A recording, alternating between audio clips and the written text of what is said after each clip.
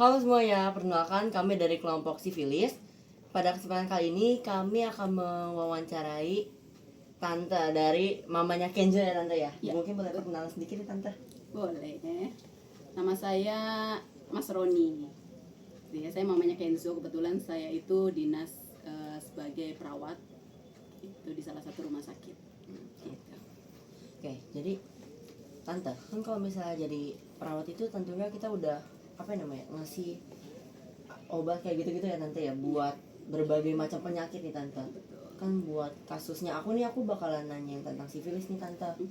Nah, kira-kira kan kalau misalnya yang aku tahu ya, kalau HIV dan AIDS itu kan kalau misalnya dia hamil punya kemungkinan kalau misalnya anaknya itu terjangkit HIV juga kan tante. Terus kalau misalnya kira-kira sifilis juga gitu gak tante? Ya. Gini, saya tanya dulu nih, di kelasnya yang sekarang nih, apakah sudah diajarin mengenai alat reproduksi? Oh udah tante. Udah ya, artinya biologi udah masuk lah di situ ya. Karena kan tentunya kalau urusan penyakit itu urusannya dengan biologi gitu ya, nggak mungkin dengan matematika gitu. Jadi biologi yang utama gitu. Kalau memang sudah diajarkan mengenai reproduksi, mungkin ini lebih nyambung gitu ya. Mungkin ya nggak yang kayak kedokteran gitu ya, tapi kurang lebih yang diajarkan sama yang akan dijelaskan itu mudah-mudahan nyambung gitu ya.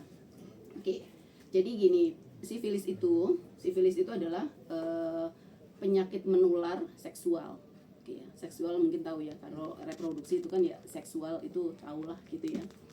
Itu. Nah, sifilis sendiri ini adalah disebabkan, kenapa disebut sifilis gitu ya? Karena disebabkan oleh bakteri Treponema pallidum gitu ya. Nah, bakteri ini kan termasuk dalam organisme mikroskopik, jadi benar-benar kecil yang tidak terlihat oleh mata gitu ya. Jadi kalaupun orang tertular juga sebenarnya dia sendiri nggak tahu kalau saya tertular apa tidak. Kalau anak-anak ataupun siapapun itu tertular karena memang tidak terlihat oleh mata gitu ya. Itu harus benar-benar pakai mikroskop gitu. Mungkin itu. Terus dari sifilis. gimana caranya buat melindungi bayi yang ada dalam perut kalau misalnya orang tuanya punya sifilis nih? Oke. Jadi kalau misalkan orang tuanya sifilis, tentunya kan bisa jadi kedua orang tuanya nih yang kena sifilis gitu ya. Atau kalau misalkan bicara tentang bayi, berarti kan ibu lah, terutama ibu gitu ya, kalau kena sifilis gitu ya. Tentunya itu ada beberapa langkah. Kalau misalkan si ibu ini kena sifilis terus kemudian hamil, atau mungkin dia hamil dulu baru ketahuan sifilis gitu ya, itu tentunya ada pemantauan karena kalau seorang ibu yang sedang hamil itu tentunya kan dari awal dia ketahuan positif, mungkin tahu nggak ya kalau hamil terus kemudian diperiksa, oh dia positif hamil nih gitu ya, itu sudah mulai rutin itu ke dokter, berkala itu ke dokter gitu ya, entah sebulan sekali, apalagi dengan si ibu dengan hamil dan sakit sifilis, tentunya itu kontrolnya ataupun periksa ke dokternya itu mesti ketat, karena di samping kehamilannya ada juga penyakitnya gitu ya. Jadi ada bukan dua masalah, tapi dua kejadian yang berbeda. Artinya dia hamil juga harus kontrol ke dokter, kemudian dia kena penyakit juga gitu ya. Nah, kalau untuk bisa nularin, bisa saja dari ibu hamil ke anaknya, mungkin itu. Oke. Jadi kan kalau misalnya kita udah kena sifilis berarti susah ya buat ini lagi ya, nyembuhin lagi tante.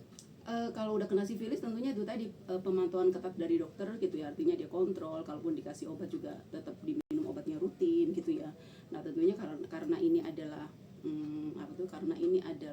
penyakit yang didapat dari penularan seksual gitu ya, ya tentunya menghindari agar tidak terjadi kontaminasi lebih lagi. Lah dianya udah sakit, kemudian berhubungan lagi misalkan gitu ya, kontak seksual, nah dia akan kedapatan lagi dan itu akan susah sembuhnya gitu loh. Sementara diobati tapi dia dapat lagi gitu ya, jadi itu akan lebih susah. Jadi kalaupun memang lagi pengobatan, kemudian masalah transfer bakterinya gitu ya, penyakitnya ya di stop dulu. Berarti Gitu. untuk Kalau untuk kemungkinan sembuh ada. Iya, ada sembuh. Berarti nggak kayak HIV gitu ya tante ya? Iya. Berarti tentunya kalau misalnya kita mau cegahnya kayak tadi tante ngomongin ya, Jadi kayak harus apa namanya, stop hubungan badan dulu dengan orang yang Iya, terkena sifilis tadi. betul. Iya, terus kemudian kontrol rutin dan obat yang dikasih ya diminum rutin gitu ya.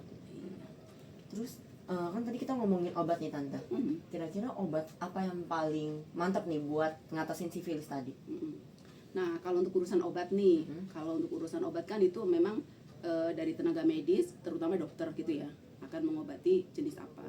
Tapi itu tentunya akan ada jenis-jenis obat yang akan dikonsumsi untuk orang yang sakit sifilis gitu ya. Di antaranya adalah antibiotik. Antibiotiknya mungkin dokter bisa pilih yang mana gitu ya. Tapi ketika dokter memberikan obat antibiotik gitu ya, itu apa namanya akan menghambat si penyebaran ataupun hidupnya si itu, jadi si kuman tersebut gitu ya, si apa namanya bakteri tersebut, sehingga mati. Dengan harapan dikasih obat itu tuh apa namanya, dengan matinya si bakteri itu tentunya akan sembuh. Jadi Nah, kayak iya, tapi nama obatnya tentunya dokter yang akan menentukan gitu ya. tergantung Karena dokternya lagi. tergantung dokternya, karena ketika saya menyebutkan obat A gitu ya, orang akan beli sendiri beli iya. sendiri gitu ya. Jadi kayak sok Kemungkinan pintar gitu ya, sok dokter. pintar gitu ya. Jadi baiknya sih kalau memang urusan penyakit gitu ya, ke tenaga medis, ke dokter diperiksa, karena pastinya ada pemeriksaan sebelum dokter itu memberikan obat. Gitu. Kan tadi kita pas lagi ngomongin obat sama tadi awal-awal banget kita ada ngomongin tentang ukuran bakteri itu kecil banget, jadi susah buat diperiksanya. Nah, kira-kira buat pemeriksaan intensif yang dilakukan buat penderita sifilis itu kayak gimana kan? Siap. Nah, biasanya itu gini, pasien kalau kena sifilis itu biasanya kalau baru kena itu tidak terlihat kena gitu ya. Nah, biasanya apa namanya ada waktunya untuk ada gejalanya gitu ya. Di antaranya adalah dia itu bisa saja untuk pemeriksaan ya. Untuk pemeriksaan itu akan diperiksa ketika dia itu ada keluhan. Jadi karena gini, orang yang baru berhubungan dengan orang yang kena sifilis terus kemudian baru saja terjadi, biasanya itu tidak ada keluhan. Karena biasanya orang yang kena sifilis yang tidak bergejala itu, ya itu tadi, dia nggak kelihatan, nggak mengeluh, nggak ada sakit gitu ya. Tapi apa namanya, waktu berjalan kemudian dia sakit gitu ya, ada yang kencing nanah gitu ya. Terus kemudian lagi jika terjadi seperti itu, nah itu biasanya orang akan ke dokter, kenapa saya begini, barulah di situ akan ada pemeriksaan. Di antaranya adalah ada VDRL gitu ya, pemeriksaannya ada tertentu juga gitu ya, tidak sembarangan laboratorium itu memeriksa gitu ya.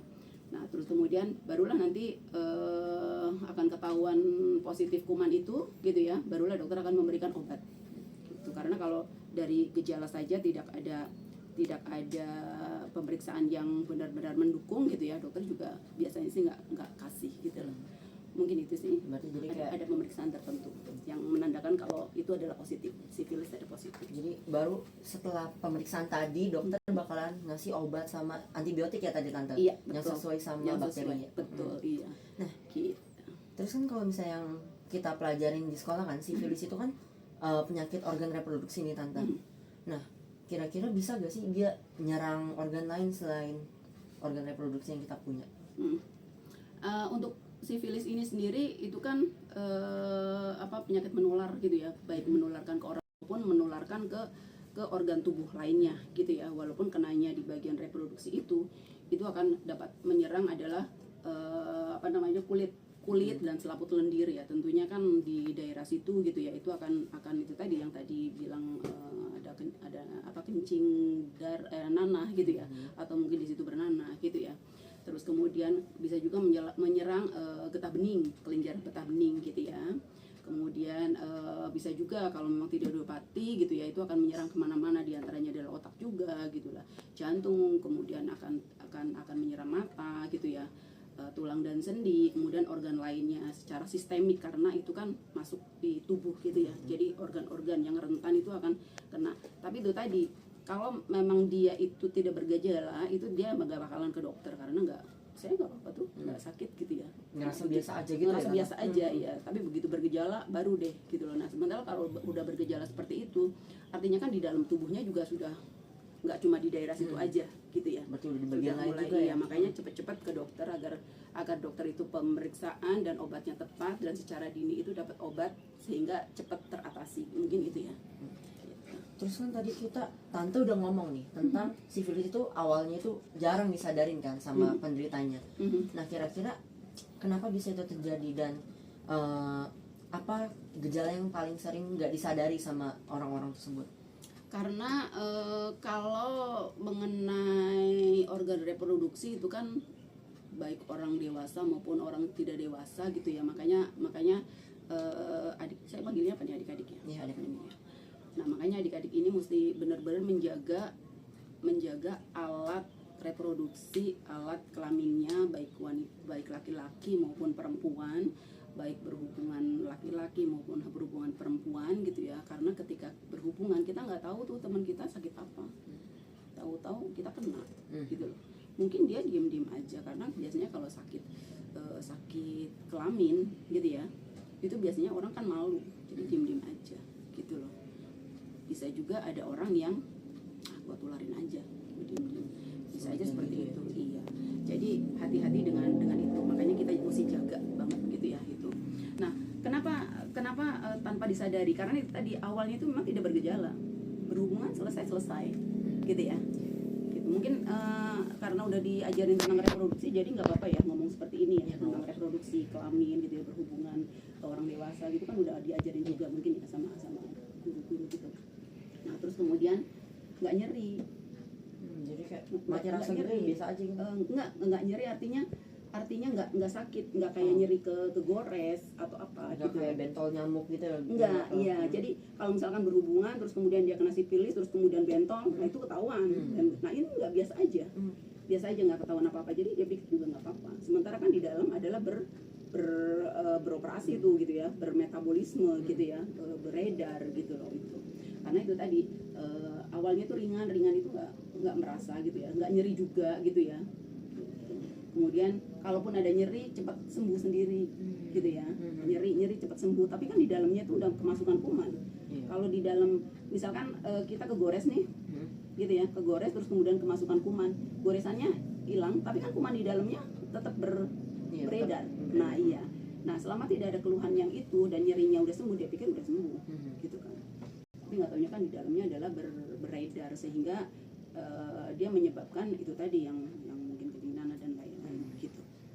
Berarti jadi kayak dia itu gara-gara udah mungkin dia pernah sakit terus tiba-tiba sembuh, jadi kayak dia ngerasa biasa aja gitu. Iya betul, udah sembuh sakitnya kok, dan dia nggak ngerasa kalau itu ternyata kuman sifilisnya dari orang lain transfer ke dirinya gitu ya, karena nyerinya tadi udah sembuh. Jadi kayak dia ngerasa biasa aja sama itu ya. Tuh, kecuali nyerinya tambah nyeri gitu ya. Kok nyerinya nggak sembuh-sembuh ya, nggak sembuh-sembuh, barulah dia sadar. Coba deh ke dokter, itu mungkin dia nggak tahu kalau ternyata adalah itu gitu loh. Jadi kayak dia bakalan ngecek kalau misalnya itu benar-benar udah parah gitu. Betul, biasanya orang ke dokter itu kalau sudah parah, bergejalanya parah, barulah dia akan meminta bantuan dokter. Kan orang sekarang kan pada pinter-pinter keblinger gitu, ya kan. Oh saya ini browsing saya minum ini deh gitu. Padahal itu nggak boleh. Harusnya kalau sakit ya ke dokter. Karena yang sekolah banget mengenai penyakit dan mengenai obat itu kan dokter, bukan Mbah Google gitu ya. Jadi nggak yang pintar-pintar sendiri, sakit kepala ini, nggak taunya begitu ke dokter ternyata ada sesuatu gitu ya. Seperti halnya ini gitu. Itu kalau memang berlanjut segeralah ke dokter agar lebih cepat minum obat gitu ya, lebih cepat tertangani gitu. Berarti kalau misalnya kita punya penyakit itu juga harusnya ngecek langsung ke dokter gitu ya, jangan betul. Browsing di Google. Iya betul, browsing di Google boleh untuk pengetahuan ya, untuk pengetahuan loh, tidak untuk dikonsumsi benar-benar adanya ini jadi dikonsumsi gitu ya, langsung dikonsumsi itu menurut saya jangan, karena itu bakalan sesat, karena ilmu kedokteran itu kan berkembang gitu ya, nggak cuma di Google itu aja gitu loh. Sementara mengenai dosis obat juga itu pastinya dokter akan sesuaikan dengan orangnya gitu loh. Kalau anak-anak berapa gitu, kalau bayi berapa gitu kan, kalau orang dewasa berapa gitu ya. Mungkin itu. Berarti jadi jangan kayak sok pintar gitu ya Tante. Jangan sok pintar kalau untuk urusan obat penyakit gitu ya. Oke. Nah mungkin teman-teman bisa ngeliat ini. Kalau sifilis itu kan menyerang mukosa ya. Iya. Mukosa. Nah seperti inilah dia. Bisa aja dia tuh misalkan nggak apa ya, agak-agak vulgar. Ada orang yang berhubungan oral, bisa aja dia seperti ini. Jadi mulutnya yang kena. Iya, orang pikirnya sariawan kan. Kayak sekedar Aku kelupas sariawan gitu ya, dong. iya aku sariawan ya gitu kan. Ternyata sifilis gitu ya diperiksa. Ada yang seperti ini. Oh ini mah cacar air gitu ya, ini kan itu gitu, bisa aja gitu kan. Jerawat punggung Jerawat juga ya punggung gitu kan. Tapi ternyata kok nggak sembuh-sembuh gitu ya, karena memang nggak diobati gitu kan. Tiba-tiba coba deh dokter periksa ini deh, ternyata itu gitu loh gitu ya. Nah jadi hati-hati dengan hati-hati mengenai berhubungan seperti itu gitu ya. Ini juga udah diajarin sama guru dan pak guru lah gitu ya, ini coba ya gitu loh. Nah ini kalau terjadi di punggung, kalau terjadi di kelamin coba pastinya BAK-nya sakit ya kan, terus kemudian di situ keluar terus nanahnya gitu ya dari lubangnya gitu kalau yang laki-laki gitu ya. Kalau yang perempuan bisa aja kan menyerang ke dalam akhirnya jadi ke dalam ke rongga rahimnya. Laki-laki juga bisa saja itu menyerang ke dalam gitu, akhirnya ke saluran perkemihannya, kemudian saluran reproduksi laki-lakinya gitu kan, bisa aja. Jadi ya kalau memang nggak diobati ya masa depannya coba nih yang seperti ini, kita nggak tahu ya, ini butuh air gitu ya. Iya butuh air gitu lo kok tiba-tiba itu dia nggak sadar kalau mungkin waktu itu pernah berhubungan mungkin seperti itu. Jadi hati-hatilah gitu ya, seperti ini juga. Oh ini mah mungkin ini gula nih, sakit gula gitu ya, tapi ternyata nih di lidah gitu ya. Nah kalau nggak tertangani dengan baik, tentunya lidahnya akan lebih parah lagi dari itu ya. Iya mungkin gitu. Oh ini mah sariawan kegigit misalkan gitu ya. Gitu. Jadi sebenarnya kalau untuk Google bisa aja dilihat, tapi jangan ditelan mentah-mentah gitu ya. Untuk obat-obatnya, tapi sekedar informasi. Oh ini gambarannya seperti ini loh kalau sifilis gitu ya. Terus kemudian gambaran obatnya seperti ini, tapi jangan kemudian langsung dikonsumsi, mungkin gitu ya. Gitu. Terus kemudian ada yang terjadi di anal, karena kan mukosa itu kan kalau misalkan ngomongin tentang reproduksi, ngomongin tentang kelamin gitu ya, berhubungan gitu ya, bisa lewat mulut gitu ya, bisa lewat vagina gitu ya, bisa lewat anus. Nah kalau mukosa itu kena, nah bisa aja terjadi di mukosa tersebut gitu loh, sampai menimbulkan tadi di badan gitu ya. Mungkin itu. Terus gitu. Mungkin kan tadi kita udah bahas ya penyebarannya mungkin dari yang awal dari kelamin doang, terus tiba-tiba tadi ke badan ya, ke badan, ke tangan, bahkan tadi ke anus ya. Terus gimana sih cara penyebaran bakteri Treponema pallidum ya tadi tante? Betul, Treponema pallidum. Nah ini jadi masuknya bakteri ke tubuh nih ya. Awalnya kan dari berhubungan seksual lah gitu ya, karena ini sendiri penyakit seksual.